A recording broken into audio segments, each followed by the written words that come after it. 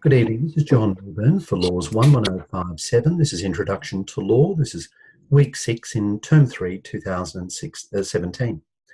So over the last week, I've invited you all to consider carefully the issue of legal research. Legal research is of critical importance when it comes to practicing as a lawyer and to working successfully as a law student. However, it's a very individual thing. And the series of recorded lectures that I've provided to you, I intend for you to go through quietly and slowly. Be prepared to take detours. Don't just stick to the script that I've given you. Have a look at those websites and go beyond and find things that work for you. Now, of course, you'll realise that by doing that legal research work, you're actually developing the skills that you need for your toolkit. So make sure that you have in mind to prepare your toolkit as you're doing your work in legal research. So if something stands out for you as working, record it in a fashion that you can use into your toolkit and use beyond this course. The toolkit is very difficult for me to mark in this sense that it's very subjective. There's no right or wrong answer. Something that works for you in terms of legal research may not work for others. There are some basic guidelines, but to a large degree, it's a subjective thing. And the idea is that, like the portfolio, it is intended to be something that you use into the future. So please make sure that it works for you, rather than necessarily thinking about what it is that you think I want to see. So just because I guide you towards a particular methodology in terms of legal research, that doesn't mean that that's the only way. If, for example, you think that I have a preference for LexisNexis over Westlaw, that doesn't mean that you must emphasise LexisNexis over Westlaw. Do what works for you, and there are a wide range of legal resources. So in the recorded sessions, I've provided you with indications and snippets, really, of different websites and resources and platforms that you can use. But there are many more. So if you come across things that you like that are not part of what I have included in my recorded sessions, please feel free to include them in your toolkit. And can I ask this of you?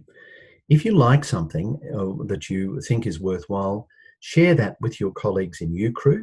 I'll be interested to read it, and your colleagues may gain from that as well.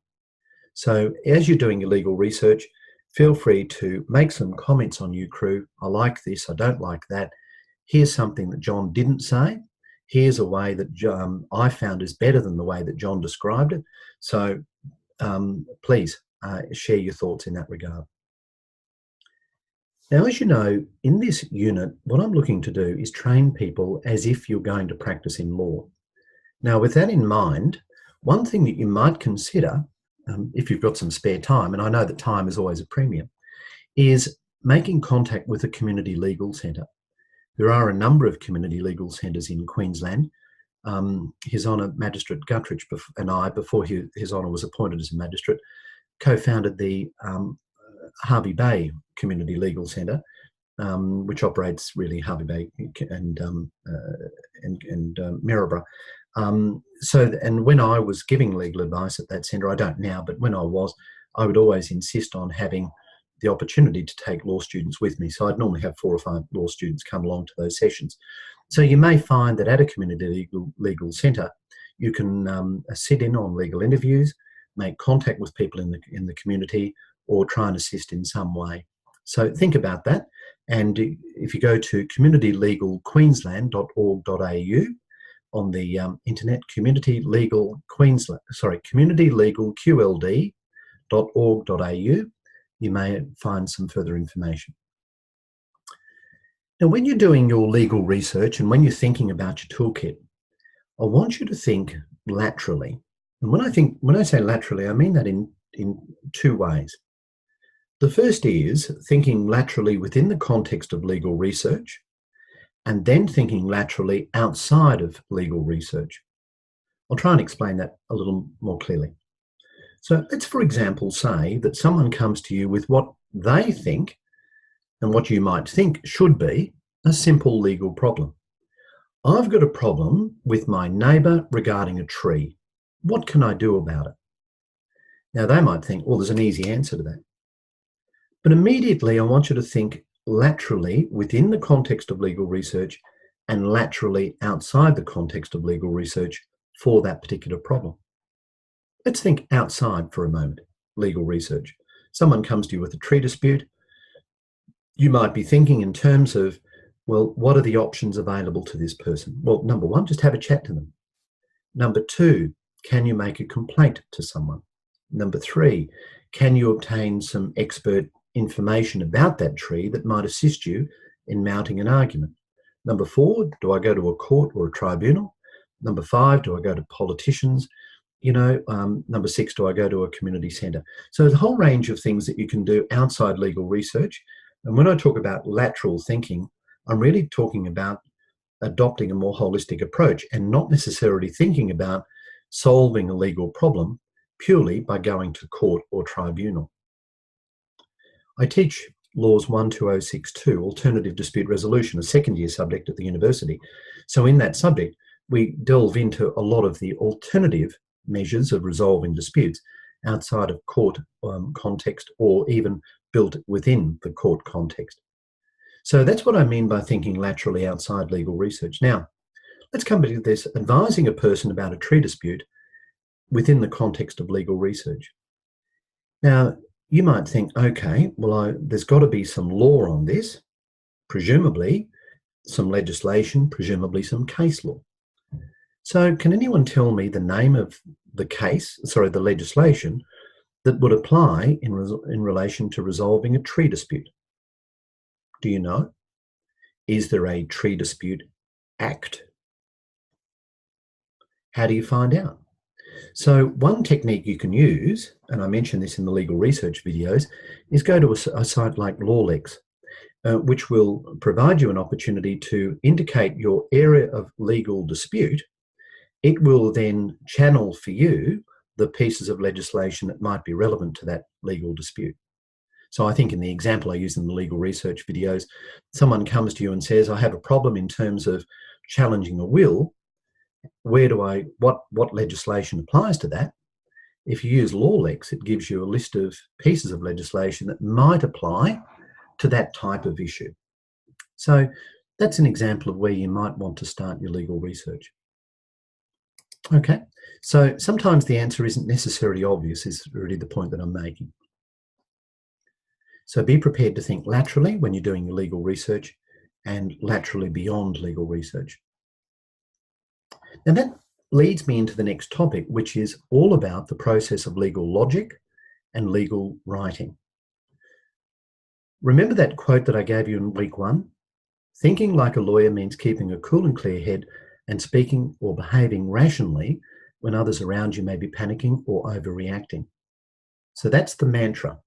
You've got to remain cool and calm and think logically through the issues.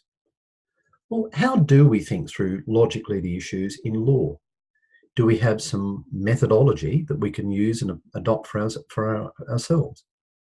Can anyone think about, and really I'm talking about chapter 8 here, Legal Thinking Skills from your textbook, which is the week 4 work. What are some of the legal logic tools that we can use to think about a problem and write in a logical legal manner? Any thoughts? Unmute your microphone or use the chat facility. That's the IROC principle, or here you've got CIROC. Yes, absolutely. Thank you, Michael. Now, they're not the only ones. Are there any other versions? IROC and the CIROC. MIRAT, wasn't there? MIRAT, yep. Yeah. So there's a whole range of those acronyms. I mean, the one that I actually like is the CMIRAC, which is where you state the conclusion, you then state the material facts, you then identify the issues, the rules, apply the rules, and restate the conclusion. So it's IRAC with a CM on the front. But that's just what I like to do. And I don't always do that. The reason I like to state the conclusion at the outset is particularly when before a court or a tribunal, I might signpost very clearly what it is that I intend to argue for and then work hard to get to that point where it can be accepted. It just makes it easier for the presiding officer to know where you're going with it. And likewise, in answering an exam question, you can identify the conclusion both at the start and at the end. But that's just one way to do it. The usual way, the default method, is IROC. Now, I take it we all know what that means, and we can think about that whenever we're dealing with a legal problem. So, we have a tree dispute. Someone says, I have a problem with a tree and involving my neighbour. What is the legal issue? What questions do we ask to identify the legal issue? Yes, Deb? Who owns the tree? That's a good point. That's an absolute legal issue. Yep. It may be what type of tree is it? What's the extent of damage? Is it encroaching? Who owns the property adjoining? So there are a number of legal issues that arise potentially from what might seem to be a very simple question.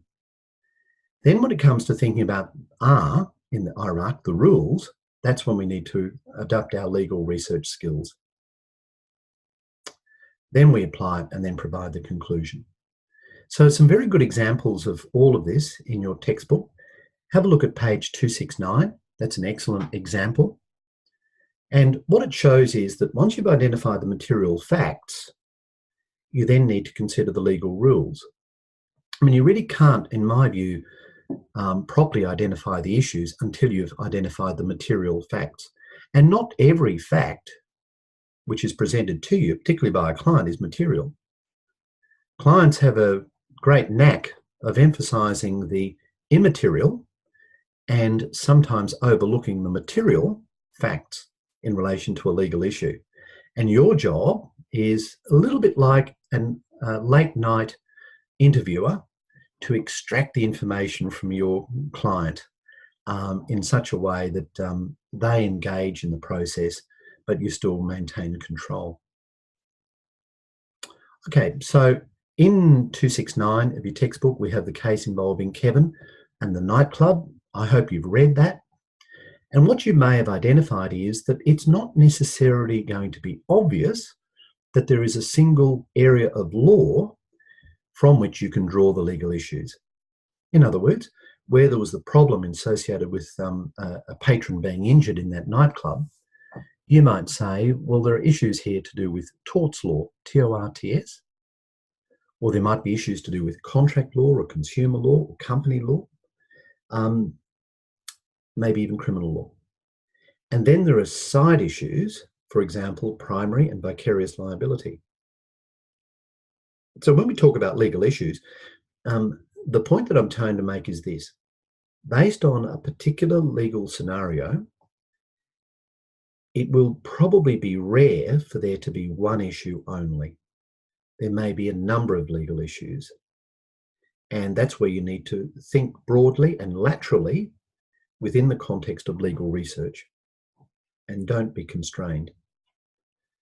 I do pick on conveyances sometimes. I'm not sure if we have any conveyances in our course in this unit, but hi Diane, you won't like what I say. Have I already picked on conveyances yet? No? Okay. Look, just when I was practicing as a solicitor, conveyancers would come to me with a legal problem, but they would tend to think sometimes just in the context of property law without necessarily thinking about company law, consumer law, trade practices, other aspects of law that may be relevant to the circumstance. And also, when you're looking at resolving a legal issue, you need to be prepared to go to court, and it's not necessarily just a matter of negotiating. I shouldn't say that, that's mean, but thank you, Diane. All right, so have a look at page 269 if you haven't already. Then have a look at page 270. I think we touched on this before. This was Catherine at the supermarket with the avocados. You'll remember that exercise. And you recall that there are some things that are relevant and things that are not relevant. So what wasn't relevant? The fact that it was a Saturday morning, that the avocados were on sale, that Catherine was cooking Mexican, and she bought some corn chips and then went and returned back to the fruit and veggie section, and that she had 3 avocados at home in the fridge. None of that's important. So because it's not material, because it's not important, you would be very hesitant to put it in any material which relates to answering a legal problem. And you certainly wouldn't put it in pleadings. If you're pleading a case, you've got to avoid putting in those immaterial facts. The worst thing that can happen is a court can say something like, Mr. Milburn, you've indicated in your pleadings that the avocados were on sale. Tell me why that's relevant. To which you say, well, actually it's not. I'm sorry, Your Honour, it's not relevant. Well, Mr. Milburn, why did you put it in the pleadings? You know, why shouldn't that be struck out? So you've just got to be careful.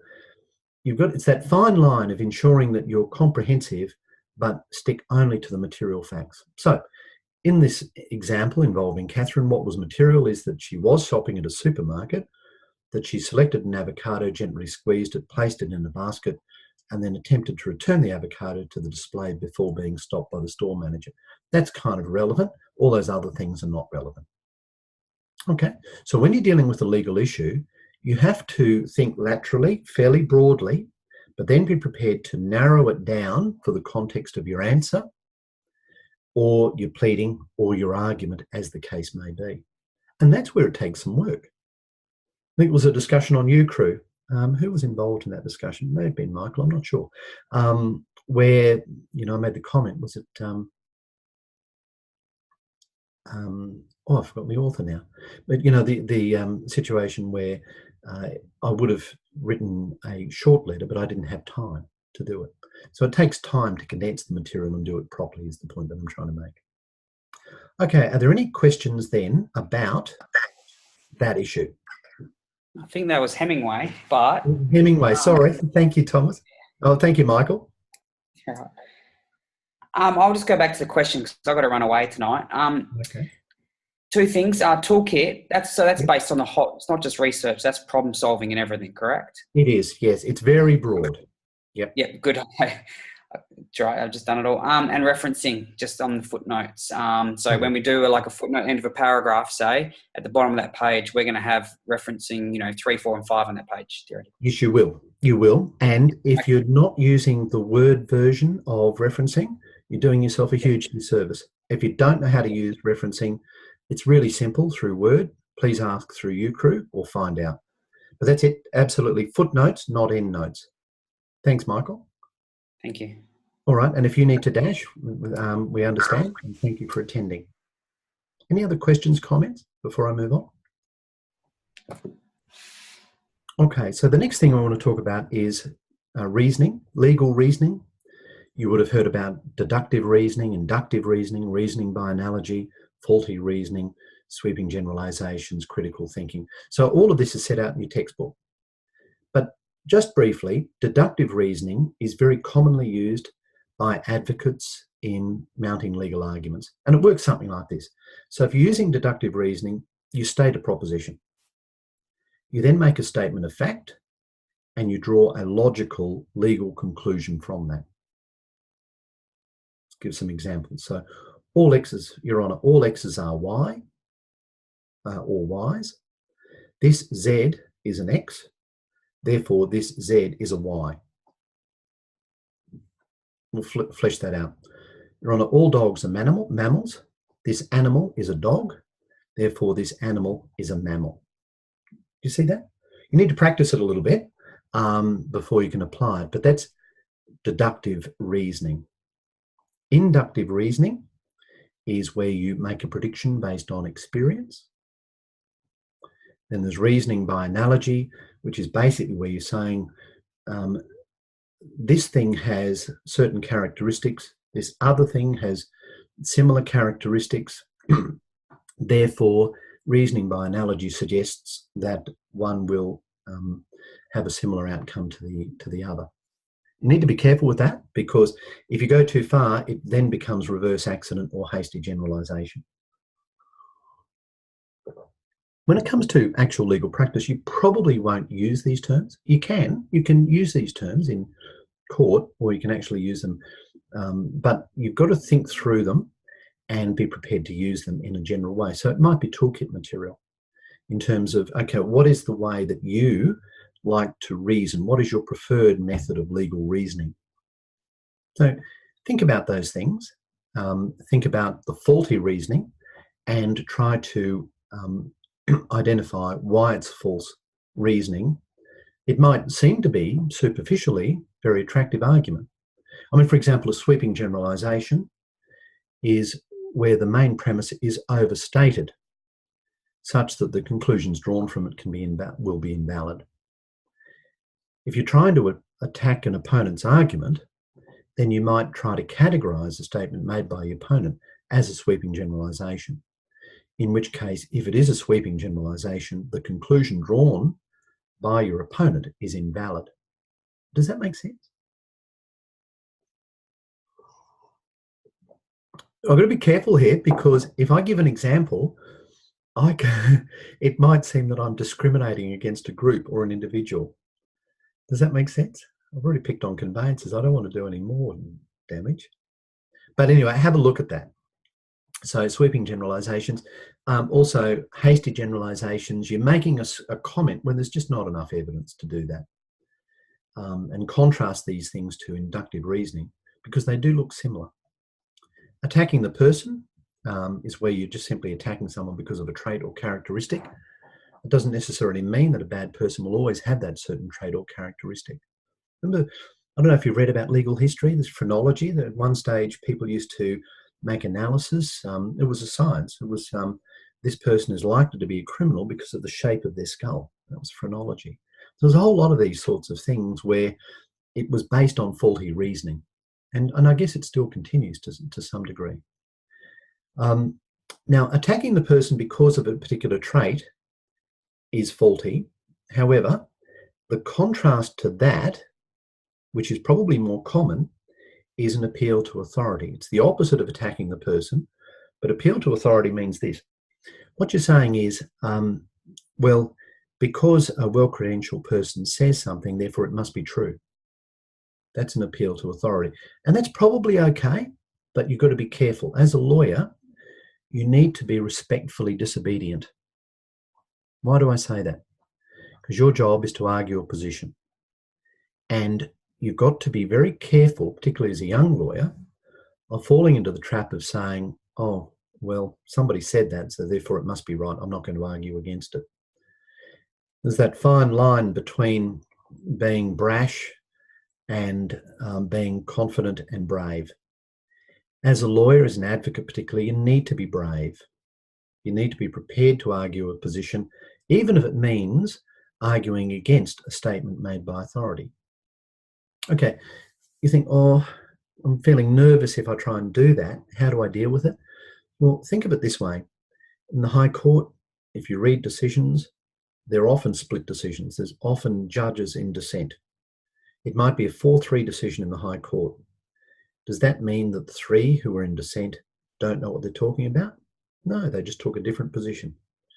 And so likewise, you can take a different position if you can back it up. You've got to be careful about that. But if you have a look at page 289 of your text, there's an excellent quote. And the authors say, and this is really the heart of critical thinking. This is what I really mean by critical thinking. Critical thinking is an act of thoughtful disobedience rather than thoughtlessness or automatic disobedience.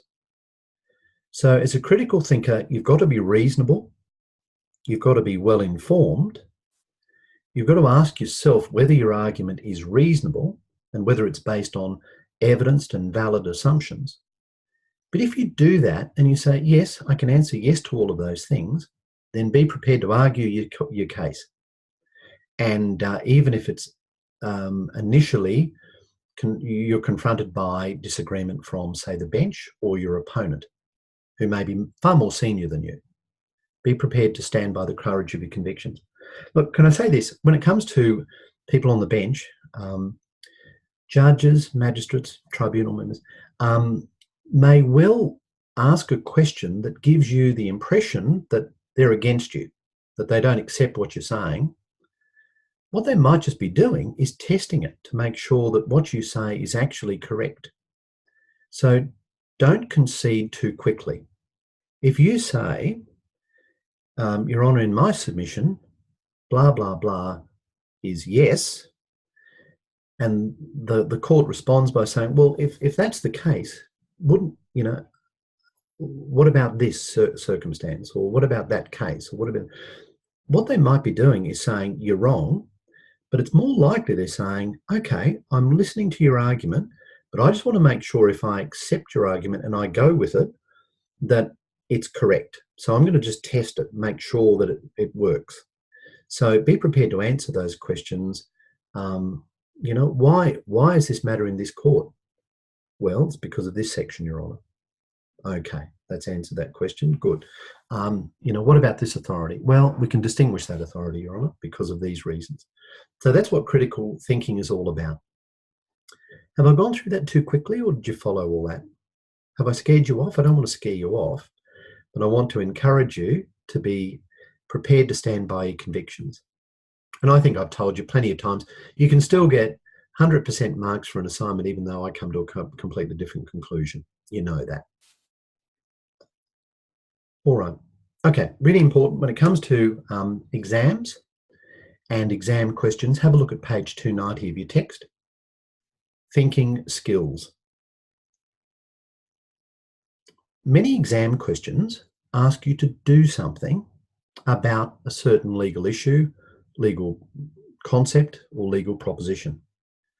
And what it is that the examiner asks you to do is important because it will shape your answer. Now, this is for your whole degree. So if you look at page 290, thinking skills, the authors define for you what we mean by interpretation, analysis, evaluation, inference, explanation, and then self-regulation. Don't worry about the last one for the moment. But what you'll find is that many questions asked of you in your law degree will ask you to do something like interpret. Interpret, Section 18 of the Competition and Consumer Act, and provide examples of its use in practice. Or it might be that the questioner says, please analyse this case in the context of constitutional law.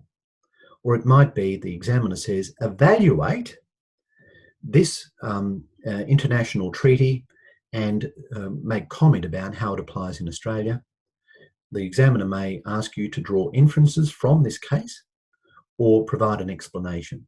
So unless you know what is meant by those specific terms, which are really thinking skills, you may actually answer the question in a manner that is good, but not what the examiner asks you to do.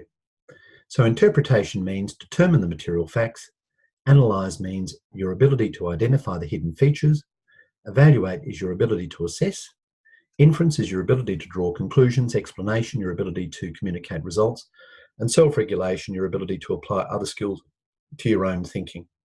So what you need to do is make sure that you're aware of what these specific tasks require of you. Any questions? I know I'm doing a lot of talking. You're being very patient with me. Thank you. All good? Well, I'll continue. Again, if you have any questions, just unmute your microphone or ask the chat facility, and I'll try and monitor that. When it comes to being a legal practitioner, have a look at the list on page 296 and ask yourself whether you have these attributes. And what you could do, just for an exercise, is go through each of the list and give yourself a score out of 10, and then ask yourself, what can you do to improve that score if you think it needs improvement? You might say, I've got 10 out of 10 for all those, so that's good. Otherwise, it may be that you need to consider and self-analyse. So the list of things, the attributes about a good legal practitioner: you need to be inquisitive, alert, self-confident, open-minded, flexible, fair-minded, have self-honesty, prudent, diligence, and persistence. So they're the sort of legal attributes. So think about that. All right, so are there any questions about what we have in Chapter 8, which is really the Week 4 material? Okay, now I'm going to fly through legal research because I put all of that on recorded sessions, but I will say this: please take your time and add to the material through comments on UCRU, and make sure that you use the material the work that you're doing in legal research to help you answer your question for your toolkit. Now, Michael asked some questions about the toolkit. Are there any other questions about the toolkit at this stage? Michael's actually finished his and uploaded it, so that's good. Anyone else? All right. Sorry, John. Yes, Craig. Sorry, I just try having trouble understanding what the outcome will be for the toolkit. Will it be a document or something like that? It's and it's really open-ended. When it came to the portfolio, we've given you a fair bit of guidance. It's fairly prescriptive. This is what it's going to look like. The toolkit is really open-ended, intentionally so. It makes it difficult for me to actually mark the toolkit because I'm not working off a particular template. But think of it this way. I want you to produce something that you'll actually use. And if it's useful for you, even though it may not work for me, that doesn't matter. Don't give me what you think I want to see. Please produce a toolkit that works for you honestly. The fact is that people do pretty well when it comes to the assessment on the toolkit, because if it works for you, I mean, I can't say that's wrong. I mean, there might be some obvious things that are wrong, which I'll pick up on, but really it's very open-ended, Craig. Sorry, I'm giving you a very vague answer, but I hope that helps. Yes, Diane? No, sorry, I've just lost some stuff and I'm playing with my computer. Sorry. Oh, okay. No worries. Thank you very much. Right, so when it comes to submitting your work, you'll see the Turnitin score. Don't worry too much about that. Turnitin score is a relevant factor when it comes to considering plagiarism, but it's not a determinative thing. What I'm really looking to do is make sure that you reference material that you've sourced elsewhere. So Turnitin is just a mechanism where I can see that you've drawn material from somewhere else. It's not a problem, provided you reference it. Any questions about Turnitin? All good? Okay. Chapter 9 of your text deals with communicating as a lawyer. Quality writing. I think you have a look at my sample document. You'll see some of the ideas that I like. Now, just if you've got your textbook there, have a look at page 307. Have a look at the short sentences at the start of the paragraph. Nice, short, sharp sentences convey the message clearly. Then have a look at the list that relates to the threshold learning outcome number 5. And do you tend to gloss over it? I know I do, and that's why I say you can use lists. I'm not a fan of lists. I try to avoid them. They have their purpose. They can be very useful, but sometimes you can gloss over lists, I think. Anyway, that's just subjective comment. Then have a look at the think box on page 307 as well, and some questions there you might ask yourself about lawyers and the way in which they communicate. And what we want to do is think of lawyers now as communicating with short sentences, easy to understand phrases and questions. So gone are the days where it's permissible to use gobbledygook and legalese and long rambling sentences.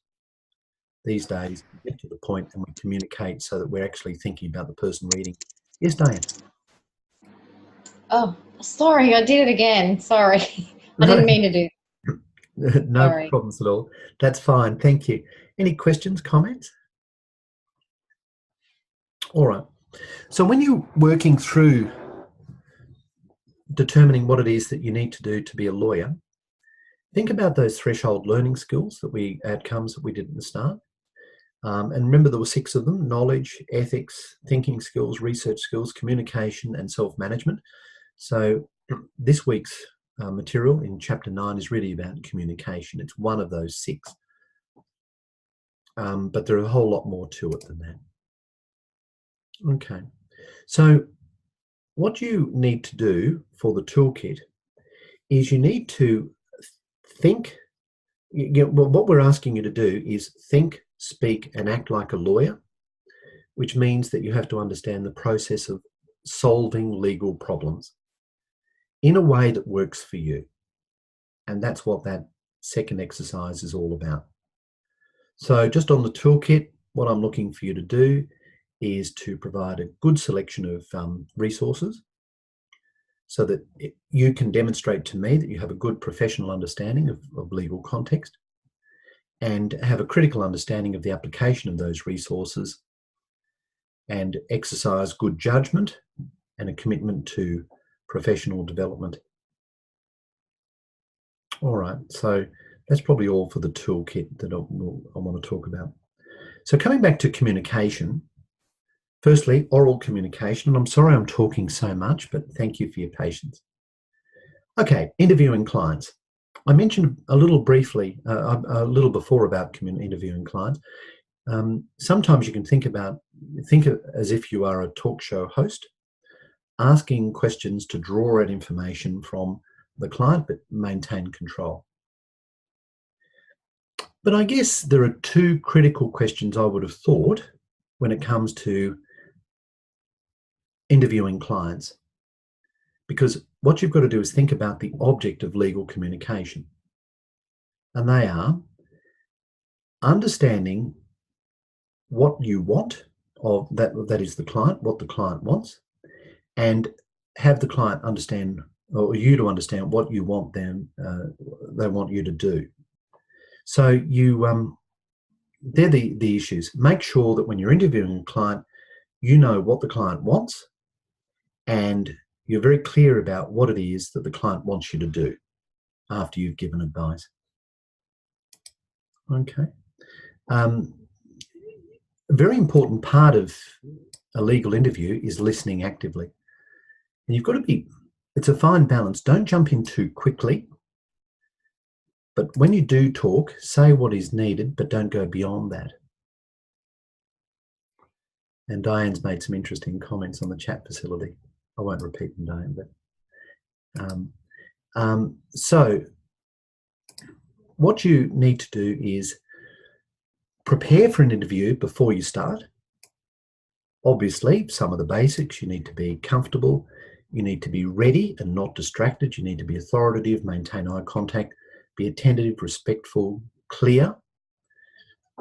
In ADR, we talk about some of the techniques for extracting information. One is reframing, another is summarising.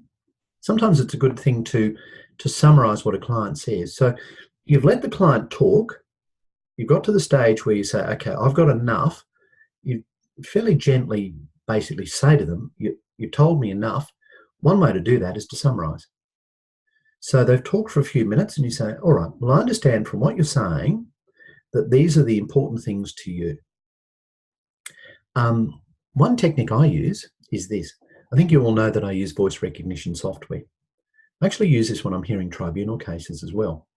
If I stop and I say, so what you're telling me is this, I'll actually click the record button so that as I'm talking, which is my summary to the parties that I'm dealing with, either in a tribunal hearing or in an interview with a client, I'm actually recording by my voice what it is that I'm saying. It's very useful when you finish the interview to be able to go back to that and say, okay, here are the key points. Anyway, just a technique that you might want to consider for your toolkit. I would put it in my toolkit, but you may not like that idea. Most people probably wouldn't. So when you're interviewing, the other thing is it's very difficult to both pay attention, maintain eye contact, be engaged with the client, and take careful notes. Really important, because if it comes to a dispute as to what the client says versus what you say, the court will look to you and say, you're the professional. Did you record notes? If you didn't, we're going to accept what the client said. So where are your notes? So you think, well, I was trying to maintain eye contact and engage directly with the client. How can I have my head down and write notes? So I use my voice and the voice recognition software as a way of doing that. Otherwise, you take shorthand notes on the side. And it's a technique that you've got to develop for yourself. Your questions need to be appropriate. It's really good advocacy practice, asking questions of a client. And maybe use this as an exercise. Just, maybe with family or friends, you tell them, or you could not tell them, but just try and extract interview material from them in like an interview style and see if you can do that. You know, it might be kids come home from school and you can sort of conduct a little legal interview and take some notes and just try and extract information. Very hard to extract information from teenagers, but see how you go, you know, or from someone else, and just practice these techniques. But generally keep your questions short. Make sure there's only one question at a time. Avoid double negatives. Use the active voice rather than a passive voice. These are all techniques that you want to bring to the table. And the whole lot of things that you might like for yourself.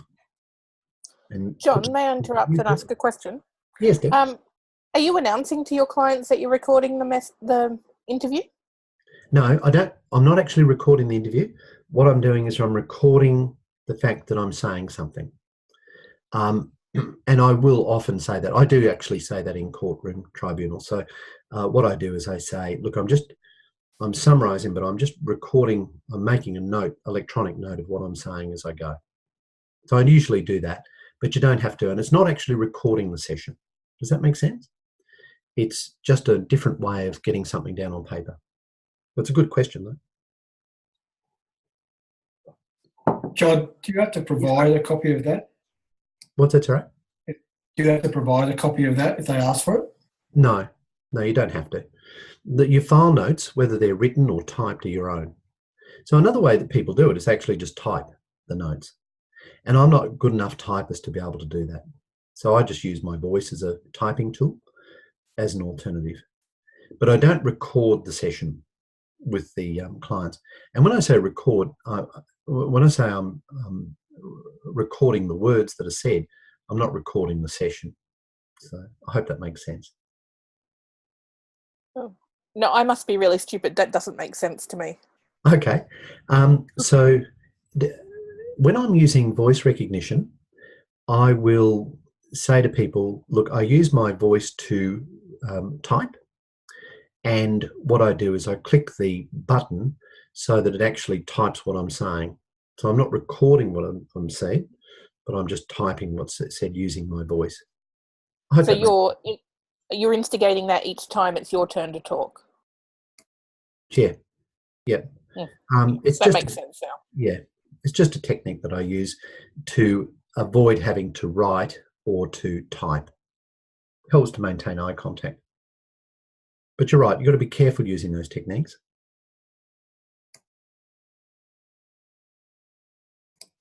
Okay, so courtroom advocacy, briefly. The first, most important thing is be prepared, be concise. I like to state the conclusion, as I mentioned before, and work towards that. Undertake your research and have the law available in written authority form. Usually you would prepare submissions, written submissions. And if you're arguing on a case, make sure it's an authorised decision as opposed to another unauthorised authority, and be prepared to provide that to the court. All right, so there's a whole lot more on courtroom advocacy. I won't cover that because in the interest of time. Written communications, generally plan your thoughts. There's nothing wrong with using headings. Lawyers use headings all the time. Make sure that your presentation is professional. If you're charging hundreds of dollars an hour, people expect that you've got the basics correct. Make sure your material is well referenced, logically written. Use the short sentences. Write plainly, be concise. And avoid those issues of legalese. You know, when I first started, people would write, you know, I refer to your letter ultimo or instant. Just, you know, say it was this, you know, say it was the 10th of November or whatever it was. Now, we all know the difference between the active voice and the passive voice. All right, so Jim told the tribunal that the victim lost consciousness. That's good. That's active voice. The tribunal was told by Jim that the victim lost consciousness is passive. So just work on that. If you're using Word, there's a great way of proofing. So it will tell you if you're using the passive or the active voice. and it's a good way of retraining. It's just more direct, and generally the active voice is an opportunity for you to provide more information. Make sure that you avoid finishing a sentence with a preposition. Avoid the use of abbreviated language. Those of you that have seen my assessment results, if you put in abbreviated language, I will probably pick you up on that, particularly at the start. Introduction to law, I tend to be more critical of issues to do with presentation, grammar, spelling, than would be the case later in the course. But the idea is that you get those things ingrained, get them right at the start, because you don't want them to filter through into later. You know what I mean by abbreviated language. So say I am rather than I'm. Make sure your referencing is right. We had a question earlier from Thomas. But within that context, you can always have your personal preferences. Now, in terms of study techniques, you know that I encourage collaboration. I encourage that through you crew, through these sessions, and there's nothing at all wrong with that. And if you're going to collaborate in your studies, and I encourage you to do so, make the most of it by planning, being cooperative and empathise with each other. And here's a good rule of thumb. If you're going to collaborate with others, aim to give more than you receive. And if everyone does that, you can have a great session. At page 336 of the new lawyer, there is a group contract. I'm not suggesting you necessarily adopt that, but think about it. And while you're collaborating, think about the university policies in terms of collusion, which is not prohibited, and Griffith University policy has some good material about collaboration versus collusion. But basically, it's collusion if you're putting in material that is not your own. So you've got to put in your own material, but you can collaborate based on that. I know that's a fine line. I hope that that's not too vague. All right, so this is all part of communication as a lawyer. All right, so when you're communicating well, you're probably going to think about different techniques that work for you that don't necessarily work for others. Later in the course, we might talk, if we've got some time, about mediation sessions and some of the techniques that are used in that regard as well. Well, I think that's probably all we need to cover tonight. I'm sorry I've talked so much. Again, you've been very patient. There's been some good chat on the chat facility. Are there any questions before we wrap up? Okay, so just a reminder, next Monday is Christmas Day. No session, that's a holiday. The Monday after that is week 7, but it's New Year's Day. We won't have a live session on New Year's Day. So I'll have a recorded session on that, and then we'll be back live for week 8, which would be the 8th of January, I think. Okay, all good? Excellent. Well, I'll end the session now, and thanks for participating, and good luck with your toolkit. All the best. Bye then. Thanks, John. Enjoy your holiday. John. Thank you.